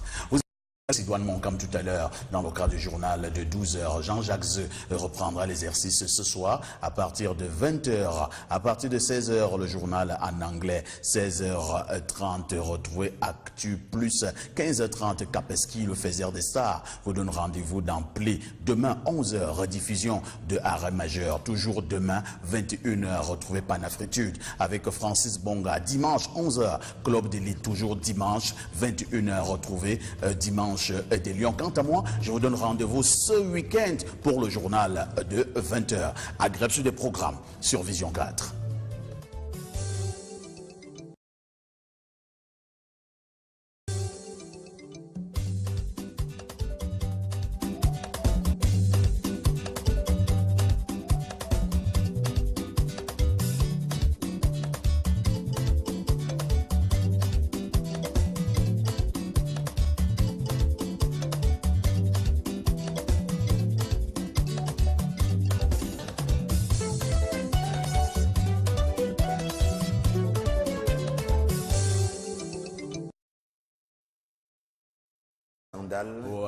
Avec Francis Bonga et bien sûr Jean-Charles Jérémy qui était là. C'était des monuments, c'était des plumes. C'était des plumes. C'est très difficile d'avoir un média qui n'a que des plumes de ce genre-là. Pourquoi pas penser à Bertin Tegia. Vous savez, c'était du genre, lorsqu'on prenait l'antenne, Pixo Black également, il faut les Adoba. Saint-Clément Omba. Pixo Black Adoba. Saint-Clément Omba qui avait la particularité de présenter ses émissions Ronald Le Pégué étant nu. Saint-Clément Omba. Qu'est-ce que l'histoire? Il était nu corps. Il enlevait sa chemise ou bien son polo, bien c'est pas trop ça. Et il est debout. Debout, Et 2 heures. malgré la transpiration, Il tonne. ce gars, malgré la climatisation, ce gars transpirait comme s'il était plongé dans une rivière. Malgré la transpiration. La belle époque des satellites FM. Et voilà pas penser à Ronald Péguiméo. On va donc également passer la parole à Francis Bonga, qui avait fait également de beaux jours de cette radio sur le plan du sport.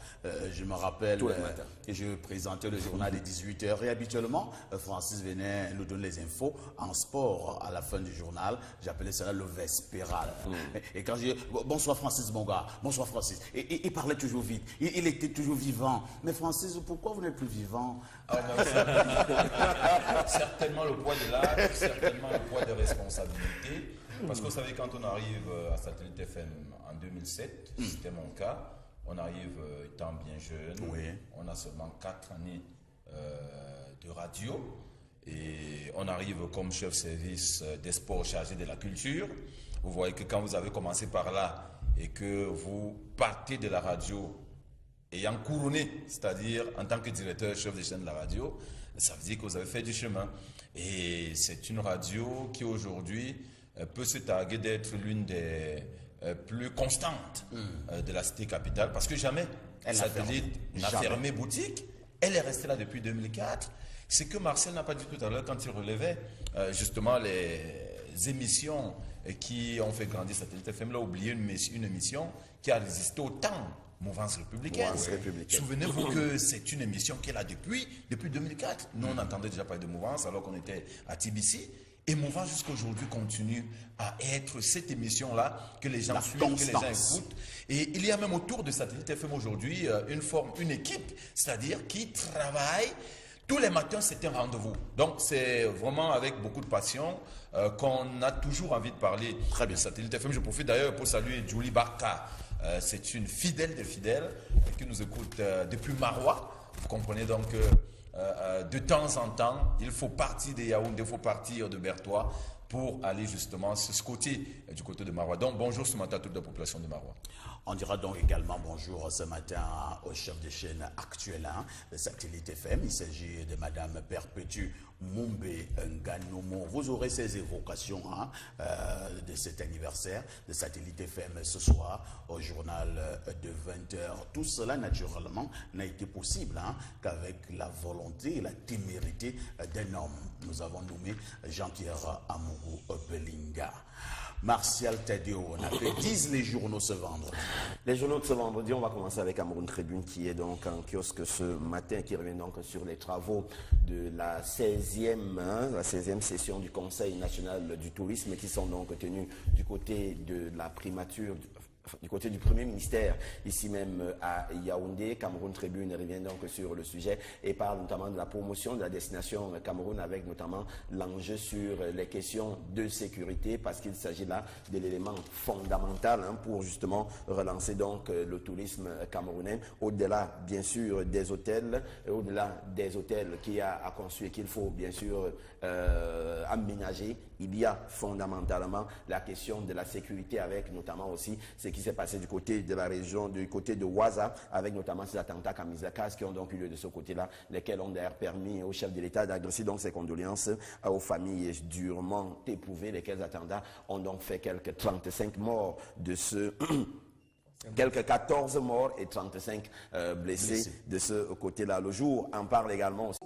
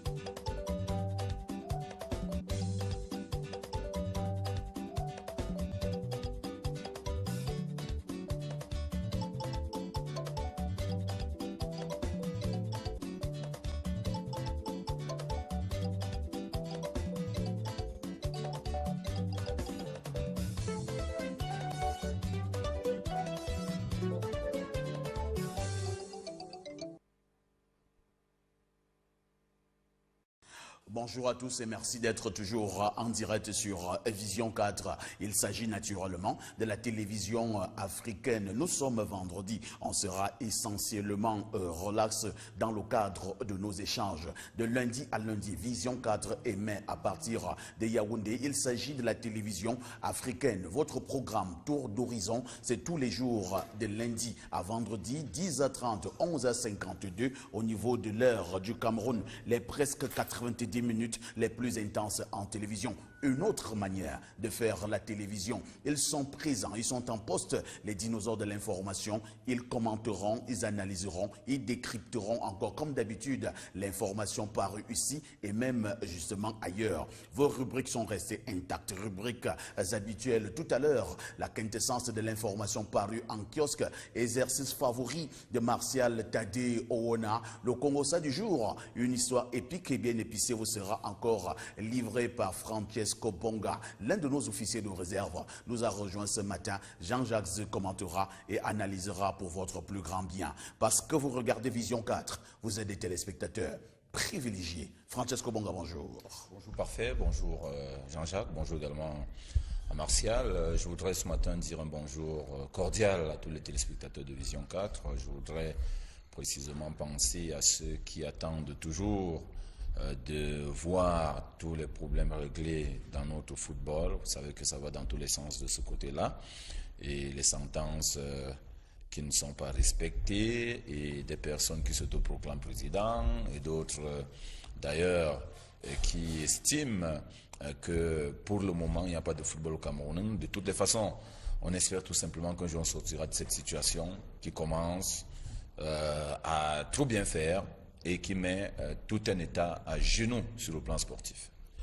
Demain, au quartier général à Yaoundé, notamment à la cour d'honneur, se déroulera un grand événement. Les généraux qui ont récemment été nommés par le président de la République prendront officiellement fonction, naturellement. Vision 4 sera au cœur de cet événement pour vous donner toute l'information. Vous nous regardez à partir de Yaoundé, à partir de l'extérieur du pays. Recevez tout simplement nos salutations les plus sincères. Marcel Ouna, bonjour. Bonjour, Parfait ici. Bonjour également à Jean-Jacques Zé, bonjour à Francis Bonga. Bonjour à tous ceux qui ont pris la peine de nous regarder depuis la ville de Limbé, depuis la ville de Douala. Et pourquoi pas terminer avec un chaleureux bonjour à l'endroit des évêques du Cameroun.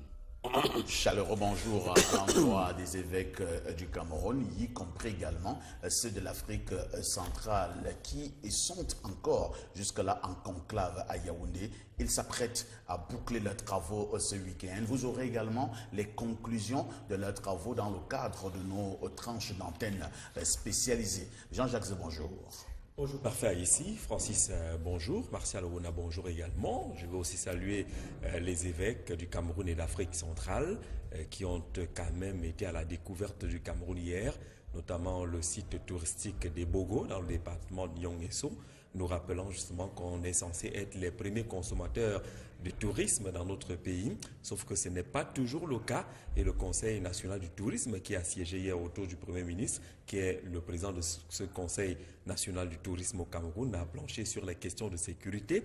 Mais au-delà des questions de sécurité, le tourisme a besoin d'investissements sérieux dans notre pays. Nous avons un pays potentiellement touristiquement riche et qui a besoin justement d'un regard tout à fait particulier qui devrait commencer par une meilleure considération au niveau des pouvoirs publics. Le budget qui est alloué au ministère du Tourisme et des Loisirs est pratiquement nul. Les sites touristiques qui présentent quand même des visages attrayants sont malheureusement dans l'enclavement. Le cas des sites de Yoyo, les chutes des Comcam et consorts qui ne sont pas valorisés dans notre pays. Le Cameroun peut également lutter contre la crise économique qui nous frappe en valorisant le secteur touristique dans notre pays. Et je pense qu'il y a beaucoup de choses à faire de ce côté-là. Nous allons quand même également dire bonjour ce matin, un chaleureux bonjour d'ailleurs à tous les comploteurs de nos entreprises qui sont toujours là en train de vouloir jeter les pots de banane sur les pieds de leurs collaborateurs. C'est ce que j'appelle la collaboration par embuscade. Donc à tous les collaborateurs qui sont toujours en train... Oui, la collaboration par embuscade. Les collaborateurs d'embuscade. Oui, toujours en train de vouloir montrer que non, le collaborateur ne travaille pas pour pouvoir positionner un tel. J'ai du mépris pour ce genre de petits esprits. Et donc, je dis bonjour à tous ces petits comploteurs. Ce matin, vendredi, on parlera des relations entre les belles filles et leurs belles-mères. Quel est le regard que vous jetez de manière globale sur les relations belles-filles et belle-mère? C'est la problématique qui devra orienter nos échanges ce matin. Martial voulait coller en commentaire sur les comploteurs. Non, non, je ne veux pas parler des comploteurs de l'ombre, hein, ces collaborateurs. Des petits esprits. Non, ce sont même pas des petits esprits. Hein. Ce sont, j'appelle ça des esprits minables. Ce sont des esprits minables. Et vous savez, il y a des personnes qui ne peuvent exister que en faisant ce genre de travail-là. Et généralement, c'est des personnes complexées. Lorsque vous avez été surpris de porter une jolie montre comme celle de Jean-Jacques Zé, qui coûte dans les 250 000 francs CFA, vous comprenez que avant la dévaluation. avant la dévaluation. Hein? Quand vous avez une montre de 250 000 comme celle de Jean-Jacques Zé au bras, vous comprenez que... et que dans votre esprit, vous ne vous étiez jamais préparé à avoir ça, vous êtes surpris. Et vous êtes donc prêt à tout pour maintenir ça. Mais ce n'est pas de ça que je voulais parler. J'avais lu, avant de continuer, Martial, j'avais lu... C'est pas de ça que je veux parler. Attends d'abord, je vous dis d'abord ce que j'avais lu sur les réseaux sociaux. Parce que sur les réseaux sociaux, il n'y a pas que du mauvais. Hein. Il y a par moments aussi du bon. Quelqu'un écrivait que les grands esprits parlent des idées. Les esprits moyens les esprits moyens parlaient, je pense, des phénomènes. Et maintenant, les petits esprits parlaient des hommes, parlaient des gens. Il avait une classification. C'est normal. Moi, je voudrais rester dans les idées, parler de l'amélioration des conditions, par exemple, de vie dans tel secteur, comment redynamiser une entreprise. C'est bon. Là, nous sommes en haut, mais quand on parle des hommes, je pense que ce sont des esprits minables. Non, je voulais souhaiter un joyeux anniversaire à un collègue qui a 1 an de plus ce matin. Il s'agit de M. Parfait Bissot, qui fête donc son anniversaire aujourd'hui. Il nous renseigne d'ailleurs que tout le monde est invité au partage du gâteau. Mais il a Douala. À Douala. Vous avez un 4x4, monsieur, ici. Le ballon d'or. Mais si on parle d'anniversaire, il y a l'anniversaire également de Satellite FM. Également aujourd'hui. Ce 14 juillet. Je pense que c'est, on va le dire, l'une des radios qui compte actuellement au Cameroun et qui a le bénéfice de recevoir, il y a cela quelques jours maintenant, un matériel ultra moderne et performant qui va permettre à Satellite FM de couvrir l'ensemble du territoire national avec des extensions à l'international. Je pense qu'à l'occasion de cet anniversaire, l'acquisition de ce matériel, grâce naturellement à l'implication personnelle du président directeur général du groupe L'Anecdote, devrait permettre à Satellite FM de souffler sur de bien meilleures bougies aujourd'hui. Et puisqu'on parle de cet anniversaire de Satellite FM, naturellement, l'histoire retiendra que c'était un 14 juillet 2004 que nous avions la première émission ou alors les premiers sons de cette radio urbaine. Nous avons la chance d'avoir l'un des pionniers de cette radio, Satellite FM, sur ce plateau, en la personne de Martial Oona, qui à un moment donné a dirigé la rédaction de cette radio pendant plusieurs années. Martial.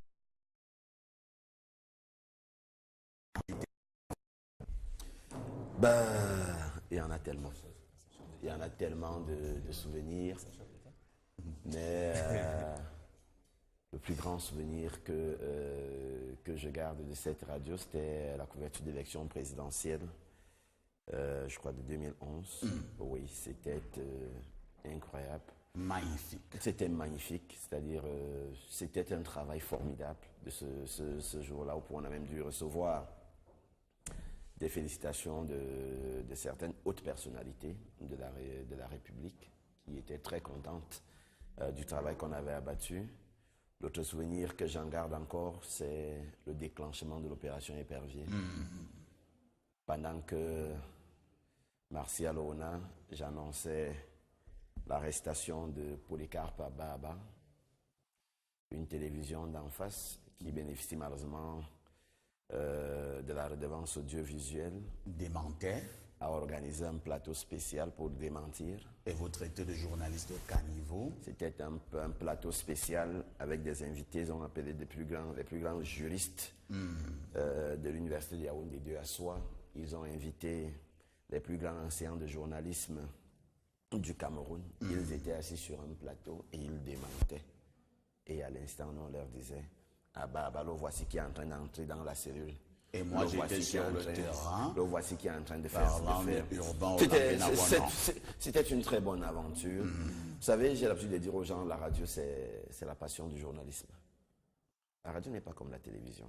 C'est pas comme la presse écrite. C'est la passion du journalisme. Je pense que la radio, c'est pour les passionnés du métier.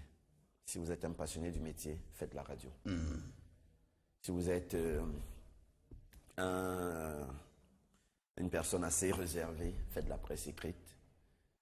Et si vous êtes un bon frimeur, faites la télévision. Ah bon? Oui. Ah là là. Si vous êtes une star. Malheureusement, il n'y a pas de frimeur sur ce plateau. Hein. Non, pas du tout. Si vous êtes une star, un bon frimeur, faites de la télévision. Donc, Satellite FM, c'était une très bonne aventure avec... on va citer quelques noms. Hein. Comme Jean-Claude Matouké. Oui, Jean-Claude Matouké qui était une intelligence. Ah non, c'était un monument du journalisme. Du nectar. C'était du nectar. Jean-Claude Matouké, lorsqu'il vous prenait le journal de 12 heures, la voix. Moi, je l'aimais beaucoup plus lorsqu'il signait un édito. Ah oui. Un édito. C'était vraiment... C'était magnifique. Jean-Claude Matouké, c'est l'un des rares patrons de médias que j'ai connu et qui continue à tenir à l'antenne. C'est-à-dire, au moins, quand il y avait un sujet fort d'actualité, Jean-Claude Matouké vous signe un éditorial. Ils sont très peu qui le font encore aujourd'hui. Nous allons également dire bonjour à certains qui ont lancé cette aventure. Ouais. On pensera aux gens comme Charles Chaco-Chimé qui était là. Madame Pulchéry Njabéa qui était là. Armand Okol qui est également parti. François Bicoro également. Louise Boulet-Poquet. Hélène Nana Banam. Pourquoi vous ne voulez pas citer Francis Bonga? Je voulais dire François d'Assise Ngandi.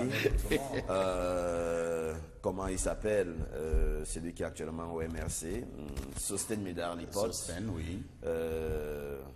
Comment il s'appelle Otou, le professeur Pius Otou. Ils étaient nombreux. Ils étaient nombreux. Et pourquoi pas citer Parfait ici. Avec Point Focal. Avec la grande émission Point Focal. Et puis revenir donc au SSS. Satellite Sports, mais le jour, lui, au-delà de Cameroun, croit plutôt savoir qu'il ne s'agit pas de 14, mais plutôt de 16 morts du côté de Ouaza. Le journal d'Aman Mana revient sur cette actualité-là en parlant notamment de ce carnage qui a eu lieu dans la cité touristique. Hein. C'était donc en milieu de semaine avant-hier, mercredi, du côté de Ouaza. Mutation est en kiosque aujourd'hui et revient sur l'église catholique avec un portrait, le portrait d'un homme qui est donc présenté comme étant le symbole de la résistance dans le cadre de l'affaire Monseigneur Bala. Et le journal pose une question fondamentale. Qui est Monseigneur Cléda aujourd'hui? Au-delà d'être le président de la conférence épiscopale nationale du Cameroun, au-delà d'être l'archevêque métropolitain de Douala, le journal essaie donc de nous présenter, de dresser un portrait de cet homme-là qui aujourd'hui a donc décidé de mener donc le combat dans le cadre de l'affaire suicide ou assassinat du prélat Monseigneur Bala. Le journal donne d'ailleurs également aussi la parole à Hubert Monondjana qui se prononce d'ailleurs sur le sujet Monseigneur Bala dans les colonnes du quotidien Mutation. Le quotidien Émergence parle également aussi de cette actualité-là, de cette actualité avec, comme tous les vendredis, un débat qui est ouvert entre 12 experts, lesquels s'expriment d'ailleurs sur le communiqué qui a donc été rendu public par le procureur général près la cour d'appel du centre. Je pose la question de savoir le communiqué en question est-il crédible aujourd'hui face au refus catégorique de l'église de réceptionner le corps du prélat décidé, qu'est-ce qui a lieu de faire aujourd'hui? Et justement 5 experts s'affrontent donc sur le sujet. 12 experts s'affrontent donc sur le sujet pour justement se prononcer sur ce communiqué qui a d'ailleurs été rendu public. D'une église à une autre, on parle de l'église évangélique du Cameroun, hein, EEC. On est loin d'être sorti de l'auberge de ce côté-là. Ça continue de bouillonner dans cette crise qui secoue donc l'église évangélique du Cameroun depuis plusieurs mois déjà. Va-t-on s'en sortir finalement? Que faut-il faire? Le journal quotidien L'Épervier en parle ce matin, en précisant d'ailleurs que le président de cette église doit pouvoir démissionner dans les jours qui viennent. Peut-être que cette démission-là pourra donc arranger les problèmes qui minent donc l'église évangélique du Cameroun. On parle avec le devoir des transferts d'argent donc au Cameroun, hein, en parlant notamment d'Orange Money qui s'invite désormais dans le phénomène de l'arnaque avec ces messages, ces SMS de bonus que les uns et les autres reçoivent sur leur téléphone, des SMS de bonus qui malheureusement s'avèrent être une tentative d'arnaque. Et le journal parle notamment d'une intervention sollicitée de la ministre des Postes et Télécommunications, Libom-Lilikin, qui devrait pouvoir se prononcer sur ce sujet-là. Le journal en parle donc dans sa page 3 des apparitions donc de ce jour. Et on termine cette revue de la presse avec notamment deux actualités. Il s'agit de celles concernant donc les prisonniers dits de luxe donc au Cameroun, hein. Le journal revient justement, le quotidien L'Épervier qui en parle ce matin, revient notamment sur leur train de vie du côté de la prison centrale de Yaoundé. Kondengui, ils sont de plus en plus sollicités, ils reçoivent les demandes d'aide de ceux-là, ils demandent des demandes d'aide plus que des personnes qui sont en liberté. Ils font nommer des Camerounais parfaits à ici, ils font augmenter les grades à certains, à certaines personnes parmi les geôliers. En tout cas, le journal essaie donc de reparler de cette puissance dont continuent de jouir certains détenus de luxe au Cameroun, hein, une puissance qui leur viendrait de leur ancienne position au sein de l'appareil dirigeant donc du Cameroun. Et parlant notamment de l'appareil dirigeant, le hebdomadaire Le Soir revient sur ce qui se passe du côté de la commune d'arrondissement de Yaoundé 6e avec cette demande d'explication qui a été adressée au vice-président de la section RDPC de Yaoundé 6. Le journal est par ailleurs maire de la commune d'arrondissement de Yaoundé 6. Le journal Le hebdomadaire Le Soir nous renseigne aujourd'hui que les caciques du RDPC sont très en colère parce que estime-t-il le délégué, le chef de la délégation permanente du comité départemental du comité central du RDPC pour l'Umfundi, Gilbert Timevuna, aura tout simplement outrepassé ses missions en adressant une demande d'explication au maire Yuki Onana pour indiscipline.